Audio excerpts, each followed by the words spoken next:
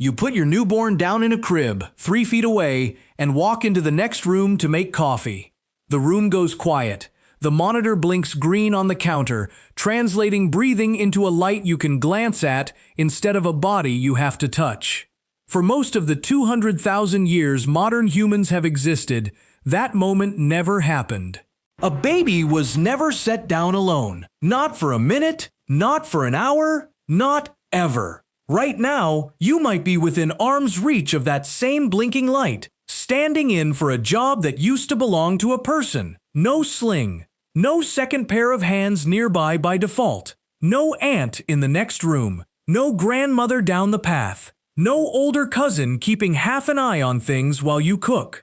Just a small speaker, doing its best impression of a village. So how did ancient humans actually raise their children? Without cribs, without formula, without a single parenting book on a shelf anywhere, and still keep enough of them alive to build an entire species. In 2009, the anthropologist Sarah Blaffer Hrdy at the University of California, Davis, published research that overturned a basic assumption about motherhood, that human infants were raised mostly by their mothers, the way a chimpanzee raises hers almost single-handedly across several years.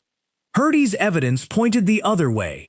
Humans, she argued, are cooperative breeders, one of the only great apes on Earth where infants are routinely held, fed, and watched by people who aren't the biological mother. Fathers, older siblings, grandmothers, even unrelated adults folded into the group. A chimpanzee mother carries and nurses her infant almost entirely alone for 4 to 5 years before the next one arrives. A human mother, historically, could be pregnant again within 2 or 3 years and still keep the older child alive, because she was never doing it solo in the first place. Remove those extra hands, Hrdy's model suggests, and the slow, expensive project of raising a human child simply stops working. One pair of arms was never enough. It was never designed to be. So what did that actually look like, day to day? The anthropologist Melvin Connor spent 2 years in the 1970s embedded with the Kung San of the Kalahari Desert in Botswana, one of the last observable foraging societies on Earth. His numbers were blunt. Kung infants stayed in skin-to-skin contact with a caregiver more than 90% of daylight hours for their first several months, carried upright in a sling against bare skin, nursed on demand roughly every 15 minutes, day and night, and weaned, on average, around age 4, sometimes later.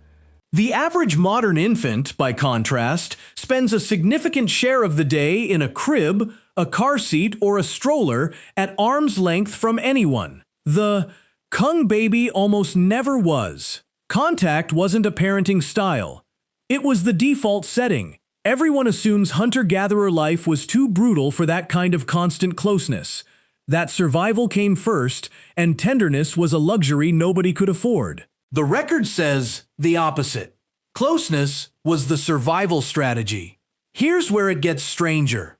In 1969, archaeologists at Sungir, a 34,000-year-old site near Vladimir, Russia, uncovered a double grave holding 2 children, roughly 10 and 12 years old, buried head-to-head in a single trench. Around them lay more than 10,000 carved mammoth ivory beads. Each one took roughly 45 minutes to make by hand, over 10,000 hours of labor for the beads alone. Plus, mammoth ivory spears nearly 2 meters long, fox-tooth pendants, and carved ivory figures. A 2018 reanalysis led by Eric Trinkhaus of Washington University in St. Louis found something else buried in the bones themselves. Both boys showed physical disabilities. One had short, bowed thigh bones.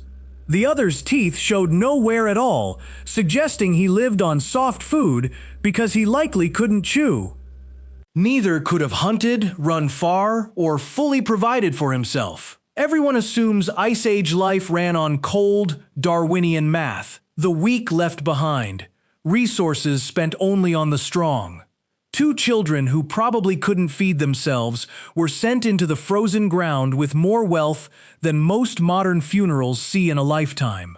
So who was actually keeping the vulnerable ones alive long enough to grow up? In the late 1990s, the anthropologist Kristen Hawkes tracked the foraging habits of Hadza women in Tanzania and found a pattern that rewrote a working theory of human aging itself. When a mother had a new infant to nurse, her older children's growth stopped tracking with her own foraging output and started tracking with her mother's instead. Grandmothers, done raising children of their own, were quietly subsidizing an entire second generation, digging up root vegetables too tough for small hands to pull free. Hawkes's grandmother hypothesis argues this is a real reason humans live decades past menopause. Almost uniquely among mammals, a body finished with reproduction is still worth enormous amounts to the group. One grandchild, one tuber, one afternoon at a time. Even Neanderthals weren't raising children the brutish way pop culture likes to imagine. A 2017 study of a juvenile skeleton from El Cedrón, Spain, led by Antonio Rosas of the Spanish National Research Council, examined a boy who died at around 7.7 years old and found his brain was still only 87.5% of its adult size at death, growing on a long, human-like timeline stretched over years, not months.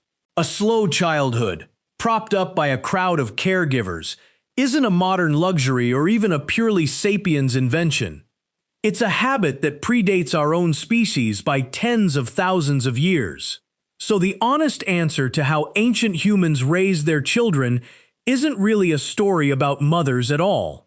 It's a story about math. A human infant arrives, by primate standards, close to a year too early. Helpless, calorically expensive, achingly slow to mature. A child's brain, at its peak around age 5, can burn as much as 66% of the body's total resting energy, nearly triple what an adult brain uses. One adult working alone was never going to cover that cost, not for one child, and certainly not across a lifetime of several. 4 separate lines of evidence, 4 continents worth of research, and they all point to the same missing variable. Not the mother, but the crowd around her. The real parenting technology wasn't the sling, or the fire, or the cave wall paintings. It was the sheer number of hands willing to carry the weight, spread across an entire group, sustained for years at a stretch, without anyone keeping score. You put your newborn down in that crib, 3 feet away, and for the first time in the species' history, that's supposed to feel normal. For 250,000 years, no parent did this alone, not because they were more patient or more devoted, but because the group made it physically impossible to be alone with a child in the first place. The crib isn't proof that modern parents love their children less. It's proof they're the first ones in human history doing the job without a team standing behind them. That silence in the nursery isn't peace. It's the sound of a village that never showed up.